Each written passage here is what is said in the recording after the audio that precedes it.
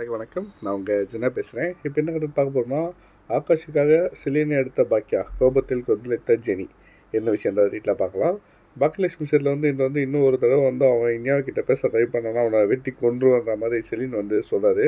இதை கேட்டு பாக்கியா உடனே செலின் ஒரு அடி அடிக்கிறாங்க. அதை பார்த்து எல்லோரும் ரொம்ப ஷாக் ஆகிடுறாங்க. பிறகு செலின் எதுக்காக என்னை அடிக்கிறன்ற மாதிரி, உனக்கு உன் குடும்பத்தை விட அந்த பொடி பையன் தான் முக்கியமாக போச்சான்ற மாதிரி கேட்குறாரு.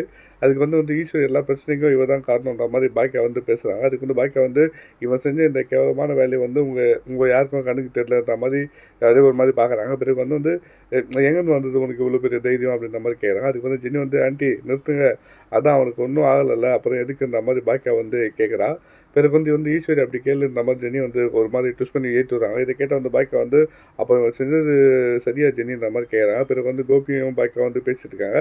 இது தொடர்ந்து ஜெனி செலினை பண்ணது எல்லாம் சரிதான்ற மாதிரி சொல்கிறாங்க. அதை கேட்டால் பாக்கியா இது கொஞ்சம் கூட சரியில்லைன்ற மாதிரி ஒரு ஸ்ட்ராங்காக நிற்கிறாங்க. பின் கோபி வீட்டில் வேலை செய்கிற செல்வி பற்றி யோசிக்கிறத விட்டுட்டு முதல்ல நம்ம பிள்ளைங்களை பற்றி யோசிக்கிற மாதிரி சொல்கிறாரு. இதுக்கு பாக்கியா நான் இனியாவை பற்றி உங்கள் எல்லாரை விடையும் அதிகமாக யோசிக்கிறேன். அவள் படிப்பான அவ்வளோவா என்ன பண்ணுறதுன்னு யோசிச்சுட்ருக்கேன். ஆனால் நீங்கள் செஞ்சது தப்புன்ற மாதிரி சொல்கிற மாதிரி சொல்கிறாங்க. அதுக்கு ஜெனி அப்போ நீங்கள் செலினை அடிச்சது மட்டும் சரியான்ற மாதிரி கேட்குறாங்க. ஏதோ ட்விஸ்ட்டாக ஒரு மாதிரி போகுது.